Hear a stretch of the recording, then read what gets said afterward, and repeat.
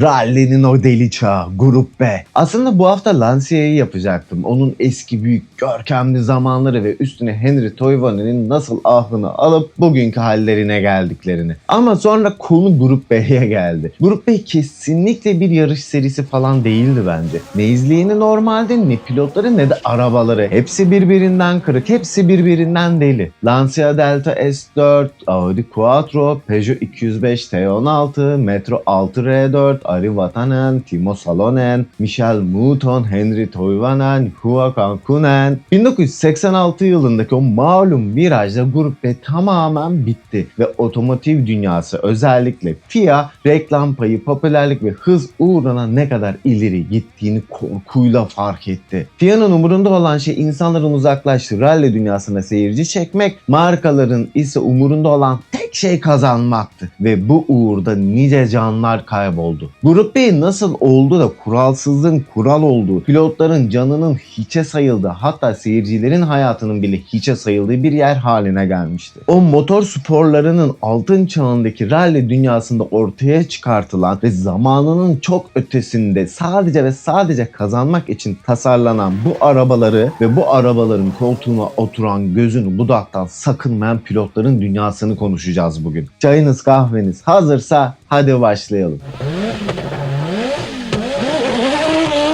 1980'lerin başında hem otomobil dünyası hem de motor sporları altın çağına yaklaşıyordu. Hele Formula 1 dünyası uçmuş gitmişti. O dönem FIA'nın alt kolu olan FISA'nın başkanı Jean-Marie Balestre, ki bu ismi unutmayın ileride anacağız, Formula 1'in hakları için Bernie Ecclestone'un kurduğu ve başkanlığını yaptığı FOCA yani Formula 1 Markalar Birliği ile bir savaşa giriyor. 1981 yılında imzaladıkları Concord Anlaşması ile yayın hakları, reklam gelirleri ve ticari yönetimini Ecclestone'a kaptırıyor. Gururu zedelenen Balestre de gözünü rally'ye dikti. Orası Formula 1 kadar izlenmiyordu ve bir şeyler yapması gerekiyordu. 1982 yılında dedi ki homologasyon için sadece 200 araç üretseniz yeter. Yani büyük üretim serisi yapmana gerek yok. Arabanı yap, 200 tane de homologasyon için yap ve gerekirse kenara koy. Satma bile ve ondan sonra gözlerini yumdu. Bu da fabrika ve takımlara açık bir davet oldu. İstediğinizi yapın ve tabii ki sınırları kaldırılan mühendisler tam manasıyla delirdi. Çünkü bu grubun kural kitabı neredeyse boştu. Audi çıktı Quattro sistemini geliştirdi. Başta 4 çeker sistemlerin kullanımı yasaktı. Ama Audi testlerinde bir bakıyor ki 4 çeker arabaları virajları çok daha iyi ve hızlı bir şekilde dönebiliyor. O yüzden bir punduna getirip bu kuralı değiştirmeleri lazım. Toplantıda bitmesini bekliyorlar. Herkes kıyafetlerini falan giymeye başlamış. Pardon. Bitirmeden önce şu rally konusundaki 4x4 kuralını kaldırmamız herkes için sorun olur mu? Diğerleri ya olur tamam neyse deyip evlerine gidiyorlar. Audi de ellerini avuşturmaya başlıyor sinsi. Ve 1983 yılı geldi çattı. Bu arada dur, dipnot. Yanlış anlaşılmaya mahal vermeden. Resmi olarak 1982 yılında başladı Grup B. Ama o Grup B denilince bizim aklımıza gelen araçların yarıştığı ilk tam sezon aslında 1983 sezonuydu. Neyse. Lancia 037 ile çıkmıştı o sezonda ortaya. Ortadan motorlu 960 kilocuk boruyla desteklenmiş şasiden yapılmış tam bir canavardı. Audi'nin 4 çekerine ve gecikmeli turbo arabalarına karşı Lancia, Abarth ve hatta Gianpaolo Dallara'nın tasarladığı şasi ve süspansiyon sistemi ile hep beraber fizik kuralları mı o da ne ki demişlerdi. 037 arkadan itişliydi. Bir de turbo yerine Volumex adını verdikleri süpercharger'ı koymuşlardı. Gaza dokunmanla torku alman bir oluyordu. Arabanın tasarımı da Pininfarina'ya aitti. Grup B'de bu arada sadece arabalar deli değildi. Seyirciler de kırmıştı kafayı. O dönemde ben de orada olsaydım farklı mı olurdum? Tabii ki de hayır. Hani şu İtalyanların bir adeti var ya da İspanyolların da herhalde. Arenanın kapısını açarlar ve o sinirden delirmiş boğanın önünden kaçmaya çalışırlar. Tam manzara öyle. Zaten ne bariyer vardı ne başka bir şey. Yolun ortasında durup araba 200 km hızla yaklaşırken son anda önünden kaçmaya çalışıyorlardı. Pilotlar bambaşka bir seviye bu ortamda. Michel Mouton mesela çok severim. Grup B tamamen erkek egemen bir spordu. Ama bir kadın çıktı piyasaya, herkes dalga geçmeye başladı. Yanılmıyorsam Walter Röhrl de kadınların yeri evidir gibi açıklamalar bile yapmıştı. Ama tabii Michelle Audi Quattro'nun gazına basınca bir sarsıldı herkes. Deli cesareti vardı bu kadında. Hatta 1982 sezonunda dünya şampiyonu oluyordu. Rallye Côte d'Ivoire rallisine hazırlanırken sabah onun ilk arabası Alpine A110'u alıp ona kazanmadan gelme diyerek gaza getiren ve bir yerle spora başlatan babası Pierre Mouton'un vefat haberini almıştı. Herkes tamam hadi bu etabı atlayalım derken Michelle hayır dedi ve yarışa yine de çıktı. Böyle bir kadındı işte. Billurlu. Hatta öyle deliydi ki bir röportajında mikrofon uzatılıyor. Bu yarışta notlarınız yoktu. Bu sizi endişelendirmedi mi diyen gazeteci böyle tercih ediyorum daha iyi diye cevap verdi.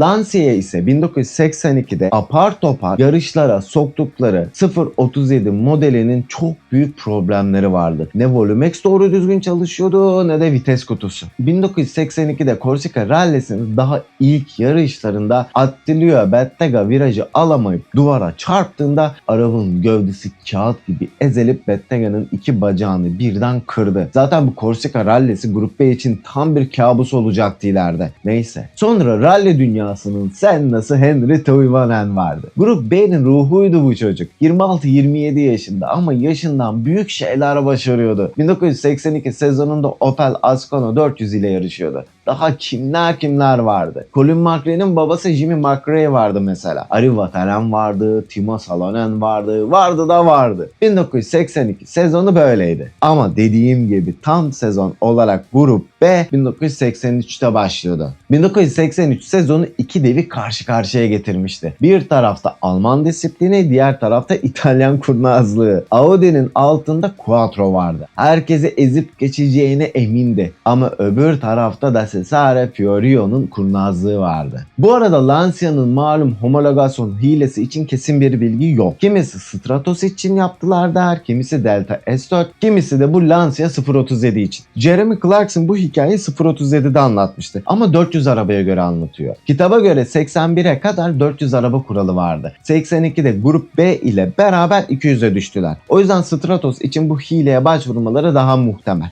Neyse, anlatılanlara göre Lancia tüm 400 arabayı birden yetiştirememişti. O yüzden 200 taneyi bir otoparka koydular. Gelen müfettişlere de onu gösteriyorlar. Ama burada 200 tane var sadece cevabını aldıklarında ise evet tabii ki. Çünkü bu otopark küçük. Hepsini sığdıramadık canım. Diğer 200 araba şehrin öbür ucundaki otoparkta. Ama gitmeden önce isterseniz bir yemek yiyelim diyorlar. Ve yemeğe götürdükleri sırada Lancia çalışanları otoparktan 200 arabayı alıp ta öbür taraftaki otoparka götürüp yerleştiriyorlar. Oraya gelen müfettişler de 200 arabayı 2 kere sayarak tamam 400 adet varmış süper onayınızı veriyoruz diyorlar. 1983'e geri dönelim. Çünkü bu sezon Grup B'nin tam anlamıyla başladığı yıl dediğimiz gibi. Ve işlerin iyice çığırından çıkmaya başladığı zamanlardı. Açılış Monte Carlo rallisi. Dağlar buzla kaplı tabii. Audi kendinden emin, altlarında 4 çeker araba var. Kesin kazanacaklar. Tutuşun düşük oldu böyle yollar Audi'nin krallığıydı. Kurnaz Fiorio ne yaptı? Yarıştan bir gece önce yerel yönetime gitti. Kardeşim her taraf bu siviller kaza yapıyor diyerek yüzlerce kilo tuz aldı. Gecenin o karanlığında tüm etaplara tuzları döktürdü. Sabaha güneş bir açında yollar pırıl pırıl.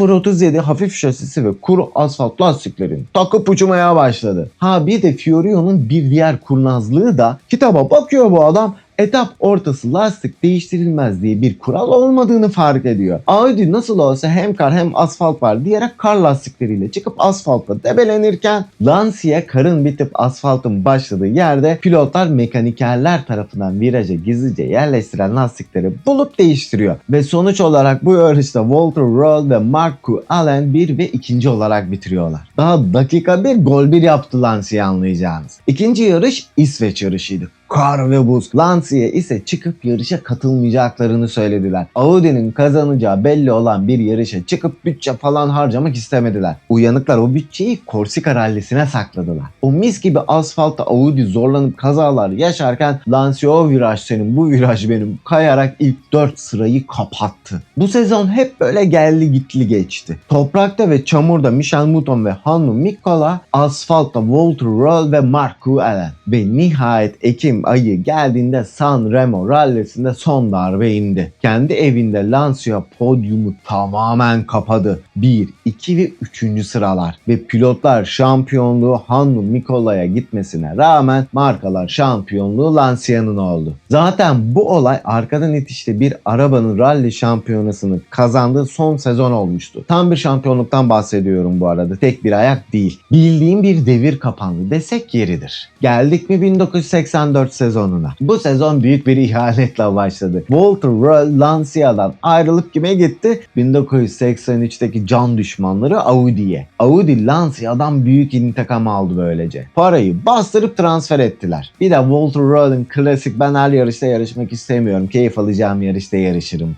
tabii. Audi'nin garajı artık ne derler intikamcılar vardı. Avengers'ın rally versiyonu. Hannu Mikkola, Stig Blomqvist, Michael Mouton bir de üstüne Walter Röhrl vardı. Sezon başladığında Audi A2 Quattro ile devam ediyordu. Stig Blomqvist o arabayı ustaca kullanarak şampiyonluğu aldı. O sezon 12 yarıştan 7'sini Audi aldı. 3 tanesini de Peugeot 205 T16 ve sadece birini de Lancia. Bu arada diğer bir taneyi de Safari Rally'sinde Toyota Celica TCT aldı. Şimdi burada 205 T16'ya bir parantez açalım. O sezonun 5.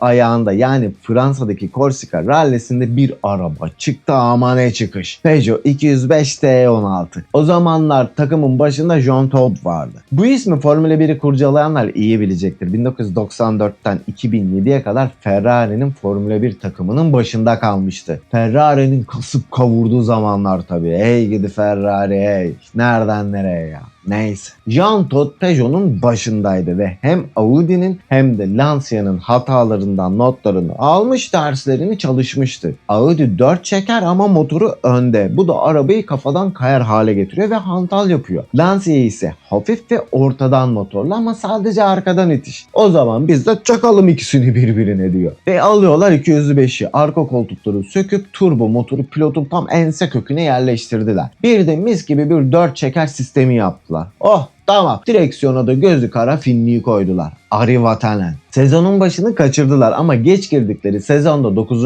ayak olan Bingöller Rallisi, peşinden 10. ayakta Sanremo ve şampiyonanın 12. ve son ayağında da İngiltere Rock Rally'sini kazanarak gelecek olacaklara dair bir fragman yaptı. 1984 sezonu bittiğinde Audi hem markalar hem de Stig Blomqvist ile pilotlar şampiyonu olmuştu. Olmuştu evet ama tırnaklarını yiyerek herhalde o Peugeot garajına bakıyorlardı. Neyse. Sezon bitmeye yakın markalar bir şeyi fark etti tabi. Arabalar 400 beygiri geçeli çok olmuş, şasiler kısalmış, turbo basınçları artmış, arabaların tepkileri insanların reflekslerinden daha hızlı bir noktaya gelmişti. Seyirciler desen keza önlerinden bu araçla uçarak geçerken ölümle dans etmeye çalışıyorlardı. Yani uzun lafın kısası bir sınır geçilmişti ve herkes daha ne kadar zorlayabileceklerinin sınırlarını keşfetmeye koşa koşa gidiyorlardı. Çünkü bu sezon artık pilotların bir nebze de olsa arabaları daha rahat kontrol ettikleri bir yıldı. 1985 sezonu başladığında ise artık Ari Vatanen 205 T16'sıyla herkese kan kusturuyordu. Sezonun ilk açılışı Monte Carlo Rally'sinde ve hemen peşinden İsveç Rally'sini, hatta ondan sonra 3. ayakta Portekiz Rally'sinde de Timo Salonen'le arka arkaya kazanınca herkese bir korku bürümüştü. Yine Audi kafa kafaya yarışabiliyordu. Mesela bu iki yarışta da 2. sırayı almışlardı. Peşinden gelen 4. ayakta Safari Rally'sini Toyota Celica ile Hua Kankunen aldı. Ama bu kadar zorlamanın sonucu 2 Mayıs 1985 günü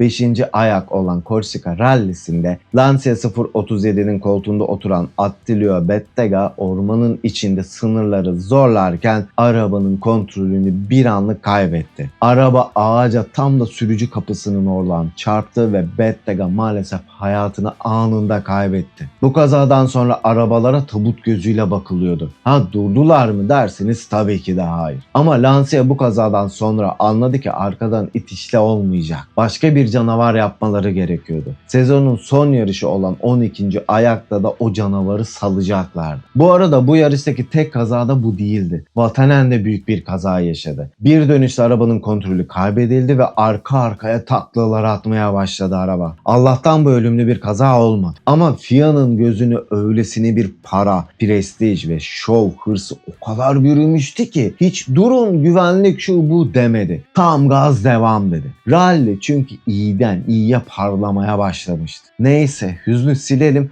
ve Korsika rallisini kazanan arabaya dönelim. Renault R5 Maxi Turbo. Fransızlar R5'i alıp kurcalayıp sınırlarını olabildiğince ittirmişlerdi. Bu araba ortadan motorlu ve arkadan itişliydi. Çamurluklar öylesine şişirilmişti ki araba neredeyse tam bir küp haline gelmişti. Direksiyonunda ise John Ragnotti vardı. Korsika rallisini birinci olarak bitirdi. Buraya kadar gelmişken başka güzelliklerden de bahsedelim. Çünkü bu bildiğin tımarhane gibi olan Grup B'de sadece bunlar yoktu. Porsche vardı mesela 911 SCRS. Rothmans livery'si ile Grup B'ye giren bu araba arkadan itişli atmosferik bir araçtı. Japonlar eksik kalır mı? Toyota vardı tamam, Safari rallisini kimselere bırakmıyordu deliler. Ama bir de Mazda vardı. Mazda da RX-7 ile malum Wankel motoruyla daldı resmen. Turbolu 4 çeker rakiplerine karşı bu araba atmosferik ve arkadan itişliydi. Ve Ingvar Carlsson'ın pilotajlığında 6. ayak olan Agropolis'te 3. olmayı başardı.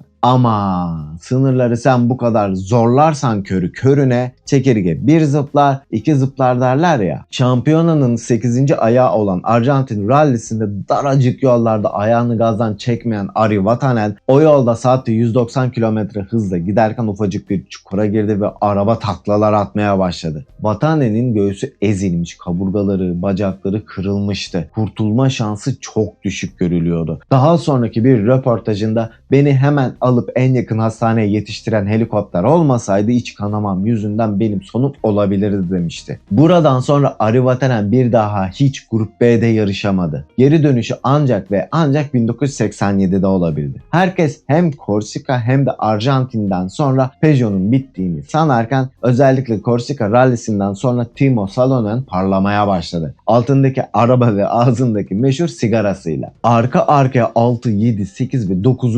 ayakları birinci bitirdi. En yakın rakibi Stig Blomqvist'e tam 52 puan fark atmıştı. Salonen 127 puan, Stig 75 puan ve 3. Walter Röhrl ise 59 puandaydı. Bu arada önemli bir şeyi atladım. Audi bayağı panik haldeydi bu arada. Peugeot ortalığı darmadağın ediyordu. Garaja kapandılar ve Arjantin rallisinde sahneye Quattro S1 E2'yi saldılar. Araba bambaşka bir şeye dönüşmüştü. Sanki mühendisler aerodinamik falan hesaplamamışlardı. Daha çok sanki kanat ve aerodinamik parçaları Kızılay dağıtıyormuş gibi her yere koymuşlardı. Araba değil uçak. Arkada kocaman 2 katlı bir kanat. Ön tampon desen kar küreme makinesi. Ağırlık dengesini sağlayalım diye radyatörleri, fanları, soğutma sistemlerini her şeyi bagaja taşıdılar. Araba 500 beygirden fazlaydı. Walter Röhrl bu arabayla 10. ayakta Sanremo rallisini kazandı. Kazanmasına ama pek bir işe yaramadı şampiyonada maalesef. Bu araba artık insan refleksinin ötesine geçmişti. Lancia ise durmadı tabi. Korsika rallisinden sonra zaten çalışmalara başlamışlardı. 12. ve son ayak olan İngiltere rallisinde öyle bir arabayla çıktılar ki hani dışarıdan araba,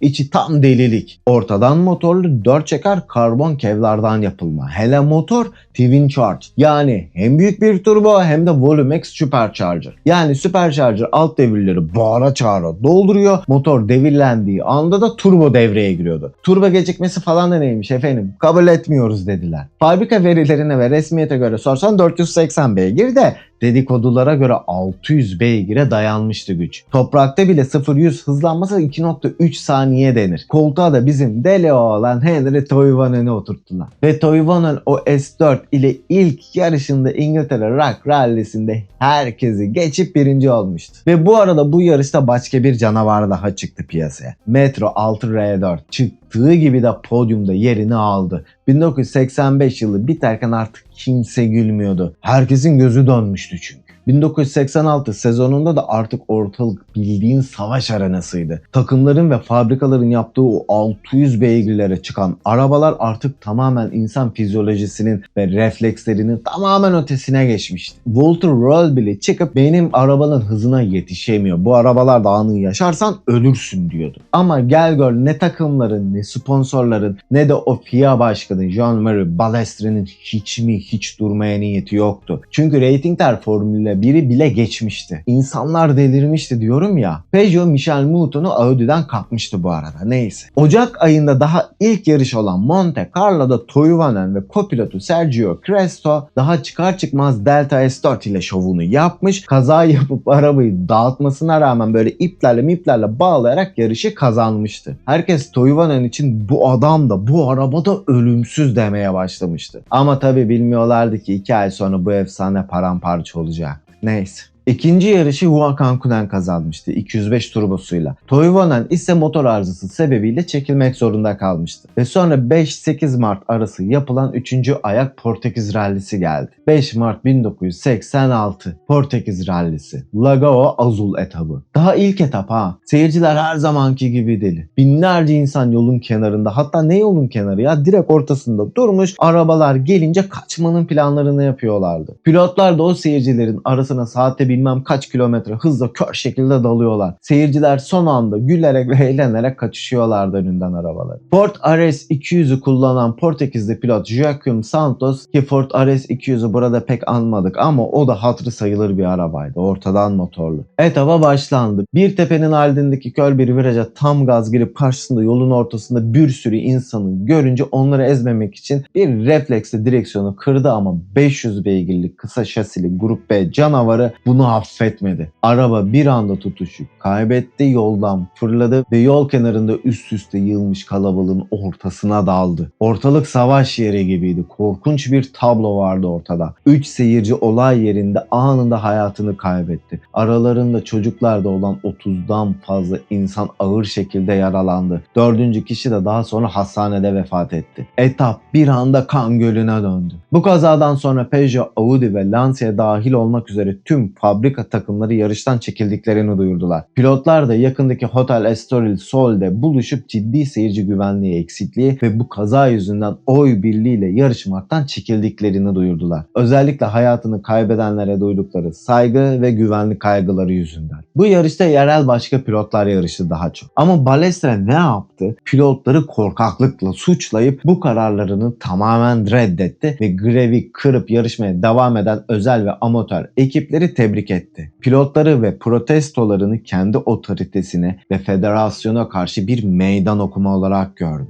Hatta daha da ileri gitti. Pilotların bu grevine karşı onların yarış takvimini dikte edemeyeceklerini göstermek için tutup 1987 takvimindeki yerini teyit eden bir yazı gönderdi Portekizli organizatörlere. İnatla arabaların aşırı gücünü veya hızını suçlamadı. Yerel bir kalabalık kontrolü sorunu olduğunu söyleyip durdu. Ta ki Mayıs 1986'ya kadar da bu inadından bir adım geri atmadı bu adam. Ve zaman geldi 1-3 Mayıs arası yapılan Korsika rallisine. Korsika rallisi dar, bol virajlı dağ yollarından oluşuyordu. Toivonen'in zaten boğaz ağrısı vardı ve gripti. Ateşi yüzünden zaten bir sürü ilaç kullanıyordu. Ama yine de İsveç'te motor arızası yüzünden yarıştan çekilmesi, Portekiz rallisinde de malum olay yüzünden çekilmesi ve Safari rallisinde yarışamaması nedeniyle şampiyona liderliğini kaybettiğinden dolayı yarışmakta ısrar ediyordu. İlk yarıştan sonra Toivonen yapılan röportajda "Şu anda her şey yolunda gitse de bu ralli delice. Sorun varsa ortada ben kesinlikle tamamen bittim" demişti. Toivonen sürekli arabanın Korsika rallisi gibi bir yarış için fazla güçlü ve hızlı olduğunu söylüyordu. 600 beygir bir arabayı yolda dengede tutmanın çok yorucu olduğundan şikayet ediyordu. Bu şikayeti tek o değil, diğer pilotlar da tekrar ediyordu. Hatta 18. etaba başlarken yapılan röportajda bu hayattaki son sözlerini söyleyecek. "Bugün Bingöller rallisinin tüm mesafesinden daha fazlasını sürdük. 4 saatlik sürüşten sonra bu hızı ayak uydurmak gerçekten zor. Yani böyle modern bir arabayla burada yarışmak imkansız. Fiziksel olarak yorucu ve insan beyni artık buna ayak uyduramıyor" demişti. 2 Mayıs Cuma günü 18. etapta Toivonen gözlerin görmediği uzak bir sol virajda birden yoldan çıktı. Uçuruma yuvarlandı ve pilot koltuğunun altındaki korunmasız alüminyum benzin deposu yırtılıp tam manasıyla bomba gibi patladı. Öyle bir patlamıştı ki ve öyle bir alevler içinde kalmıştı ki araç. Zaten kevlarla güçlendirilmiş plastik kompozit malzemeden yapılan araç tanımlanamaz hale gelmişti ekipler yetişene kadar. Sadece tüp şasisi kalmıştı. Henry Toivonen ve Sergio Cresto koltuklarından kıpırdayamadan hayatlarını kaybettiler. Sergio Cresto bekardı. Toivonen ise arkasında 4 yıllık eşi Erja ve oğlu Marcus ve kızı Arle'yi genç yaşlarında yetim bıraktı. Maalesef üzücü şekilde. Bu kazadan saatler sonra Jean-Marie Balestre ve FISA Grup B arabalarının 1987 sezonunu iptal edip yasakladı. Zaten Audi ve Ford fabrika takımları hemen Grup B'den tamamen çekilme kararı aldılar. O sezonu Peugeot 205 T16 ile Joachim Kühnen kazandı ve Grup B dönemi bir devir kapandı. Bu delilik son buldu. Ve işte dostlar, bu hafta aslında Lancia'yı yapacaktım ama metni yazmaya başlayınca Henry Toivonen'den ve onun ardında kalan yetimlerin ahını alan, bir zamanlar rally denilince akla gelen ilk isim olan Lancia'nın şu anki durumundan bahsederken aklıma eski Grup B videosunu yenilemek geldi. Zaten eski videoları teker teker alıp baştan yapmak istiyorum. O yüzden bu hafta Grup B yapalım dedim. Zor bir hafta oldu açıkçası. Sokakta bulduğumuz annelerinin terk ettiği 4 tane yavru kediyi alıp veterinere falan götürüp sahiplendirene kadar sahip çıkalım demiştik. Ama maalesef yavrulardan biri hastaymış zaten. Vefat etti ve peşinden diğer miniyi de uyutmak zorunda kaldık. Bu uyutma kararını vermek gerçekten zormuş ya. Veteriner uzun süre dil döküp bizi ikna etmek zorunda kaldı. Üstüne de Grup B metnini yazmak benim için bayağı zorlayıcı oldu açıkçası. O yüzden bu videoyu cumartesine yetiştirebilir miyim bilmiyorum. Yetiştiremezsem pazar günü. Umarım beğenirsiniz bu arada. Buraya kadar geldiyseniz yüreğinize sağlık. Bazı atladığım, bahsetmediğim arabalar oldu biliyorum. Genel sezonu anlatmak istedim. Siz ne diyorsunuz bu Grup B işine? Bence cidden otomotivin zirvesiydi resmen. Sadece 4 sezon süren bir delilik çağı. 1982 sezonunu saymazsak. Yorumlara gelin de şu Grup B dönemini konuşalım biraz. Ve videoyu beğendiyseniz bir beğeni atıp abone olursanız hatta seveceğini düşündüğünüz arkadaşlarınızla da paylaşırsanız müthiş olur. Malum bu platformda bizim gibi insanları ayakta tutabilen yegane şey sizin bu desteğiniz. Hepiniz cansınız. Flat out yaşamayı unutmayın. Kendinize ve sevdiklerinize çok ama çok iyi bakın. Sonra görüşürüz.